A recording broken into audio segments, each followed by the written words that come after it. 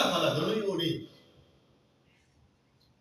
アンビヤアレイヒスサラトウサラムとのお知らせをバシャーラトしました。アラタラコラネハダティブラヒムアレイヒスサラトウサラムアブランビヤすべてのアンビヤアレイヒスサラトウサラムのお父さんと呼ばれる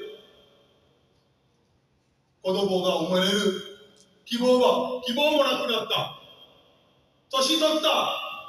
自分の奥さんが年取った後でも、その後アッラータラ、ファバッシャルナーブ、ビブラーミンハリー。あなたにこれから子供が生まれますよって、このバシャールとアッラータラスを変えます。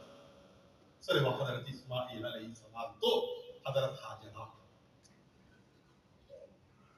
イブラヒムアレイヒスサラトウサラムにもう一人妻がいました。サーラ。